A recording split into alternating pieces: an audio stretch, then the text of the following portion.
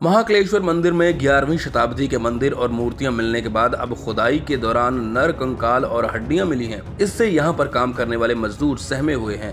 मंदिर के विस्तारीकरण के लिए यहां भोपाल पुरातत्व विभाग की देखरेख में खुदाई कार्य चल रहा है। हालांकि एक्सपर्ट का मानना यह है कि कोई नई बात नहीं है, फिर भी इसकी जांच करानी चाहिए। संभवतः यह मुगल काल के भी हो सकते हैं। वहीं मंदिर के मुख्य पुजारी का कहना है कि अग्रभाग में साधु संत रहते थे, संभावना है कि उनकी भी हड्डियां हो सकती हैं। बता दें कि स्मार्ट सिटी प्रोजेक्ट के तहत महाकाल मंदिर विस्तारीकरण किया जा रहा है। मई माह से हुई खुदाई की शुरुआत में पहले छोटी छोटी मूर्तियां और कुछ दीवारें मिली। पता चला ये मूर्तियां अति प्राचीन हैं, तो कलेक्टर ने भोपाल पुरातत्व विभाग की टीम को बुलवाया। उन्हीं की देखरेख में खुदाई कार्रवाई चल रही है। धीरे धीरे खुदाई में परमार कालीन समय में बनाई गई अलग अलग मूर्तियां और करीब 1000 वर्ष पुराना एक ढांचा मिला मंदिर का।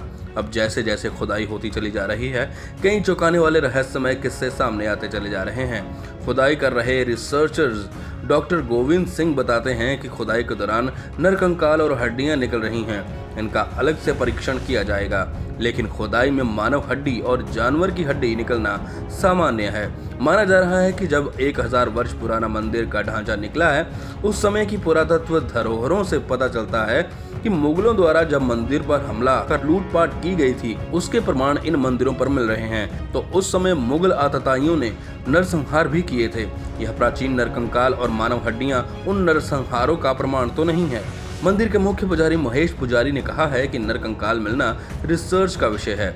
संभवतः अग्रभाग में पहले कई साधु संत रहते थे, उस दौरान संतों की समाधि होती थी। यह भी हो सकता है कि कंकाल या हड्डियां उन्हीं साधुओं की हों। देखिए, सही बात तो ये है कि ये पूरा महाकाल वन है और शास्त्रों में भी अवंतिका खंड में भी इसको महाकाल वन ही कहा गया। वन जहाँ होता है वहाँ सभी तरह के पशु पक्षी जानवर संत महंत आचार्य ब्राह्मण परिवार उसमें निवास करते हैं और तपस्या करते हैं। तो ये स्थल तपस्वी स्थल रहा है और ब्राह्मणों की आराधना से ही भगवान महाकालेश्वर की उत्पत्ति हुई है। तो निश्चित तौर पे ब्राह्मण बाहुल्य क्षेत्र भी रहा होगा, संतों का भी रहा होगा, आचार्यों का भी रहा होगा और गुरुकुल जैसी भी व्यवस्था यहाँ हुई होगी। तो ये जब इस वक्त जब ये स्थान इस तरीके से रहा है तो निश्चित तौर पे मृत्यु तो होती है, मृत्यु लोक है ये। तो उस वक्त मृत्यु लोक होने कारण आचार्य पद्धति में जो होता है उसमें एक समाधि बनाने की एक व्यवस्था होती है, तो वो समाधि के स्वरूप में रहता है।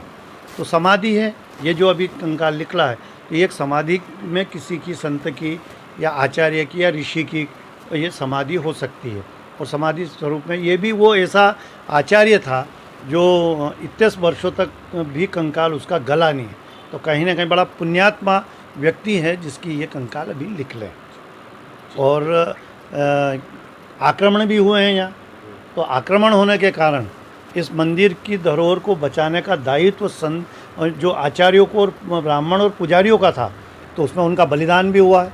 तो बलिदान के समय जब किसी बलिदान भी होंगे तो उनको किसी प्रकार का कोई दफनाने का या जलाने का मौका न मिला हो, तो ये ऐसे के ऐसे ही शव उसमें दब गए होंगे और वो आज उस स्वरूप में निकल रहे हैं। तो यही कारण हो सकता है। और ये जो है वन है, महाकाल का वन है और महाकाल वन में जितने भी ऋषि मूर्ति महात्मा रहते थे और उसी के शव ये निकला। परिंदा पोस्ट के लिए श्री महाकाल उज्जैन।